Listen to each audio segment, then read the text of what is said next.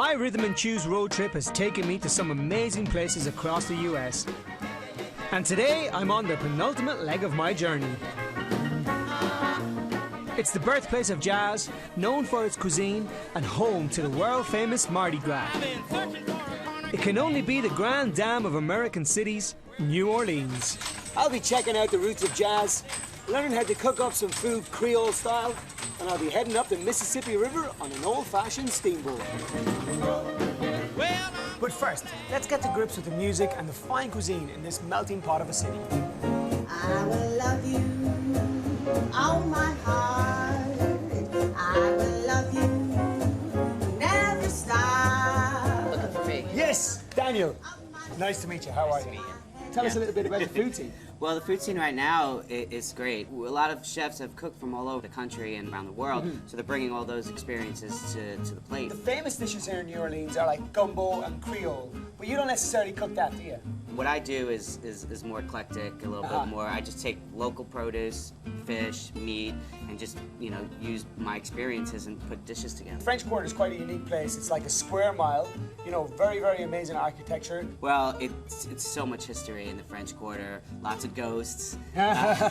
It's amazing how many stories can be told about one street block. So Daniel, I hear you're an amazing chef. We've been highly recommended to come here and try your food in particular. Well, awesome, thank you. Well, let me go in the kitchen and prove that to you, and I'll cook you up some of my favorite dishes. Brilliant.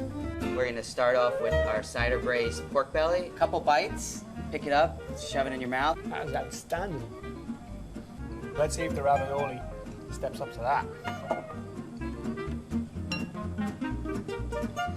Oh yeah, that is superb. I love scallops. Scallops are one of my favorite seafood. I love the idea of having a grapefruit in there. If you're in New Orleans, you need to come and eat at this place. It's unbelievable. Well, I need to walk off all the delicious food, so I'm headed to the House of Blues, a live music venue in the heart of the French Quarter. It's one of New Orleans' most visited music venues. Looks pretty cool on the outside. Let's see what it's like inside. Was blind. Evangelist Linda Wright holds a very special service here at the House of Blues every weekend. We try our very best to take you to church on Sunday mornings. Okay. Because we know some of them haven't been to church in a while, but we still love them Okay. anyway. So that's just our way of feeding them spiritually as well as feeding them physically. Okay. Well, this place has always been about soul, from spiritually to the ones you wear on your feet. This used to be a shoe factory years ago. Okay. And we still have a few of the shoes around. Right, okay. Yeah. A great venue for live music then if you're in New Orleans. A great venue for it, yeah. And definitely a great place to go to church on Sunday mornings. Great. So, I've tasted new fusion food and experienced music for the soul. Now I have to do what everyone should do when they visit New Orleans. And that's why I'm here at the Canal Street docks in the French Quarter, where for the next 2 hours I'm going to be taking a slow and graceful ride up the Mississippi River, steamboat style. The Natchez is a 9th generation stern-wheel steamboat, based and built in New Orleans since 1975. Even the whistle is musical.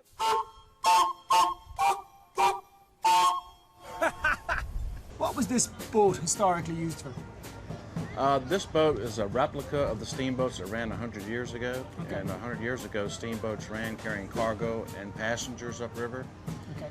And mainly cotton and lots of people. And now it's used for more kind of like tourism trips, having dinner, coming and seeing the Mississippi River, which is a beautiful sight. Right. It's mainly used for excursion vessel.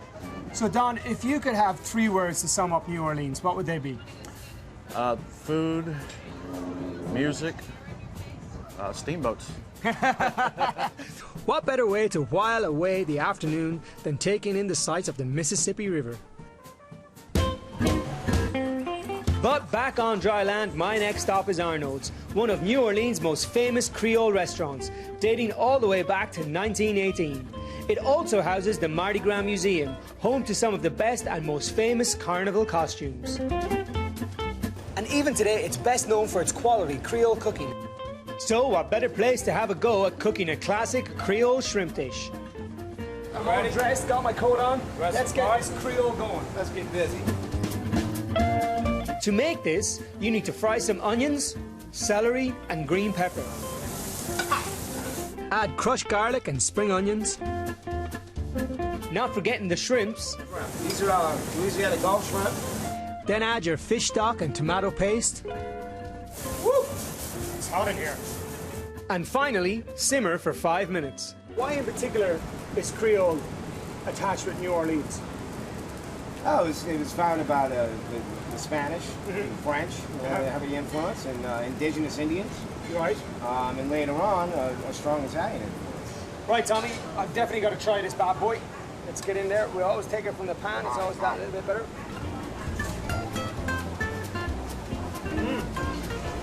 Hot. Good. Well, Tommy, New Orleans is very famous for seafood, as we know. Now, I've tried some prawns, but the one thing I've never tried in my life is oysters. What do you think? No problem. You enjoy yourself outside with some fine jazz, and we'll send some oysters right out to you. Wow, thank you very much, sir. Most welcome.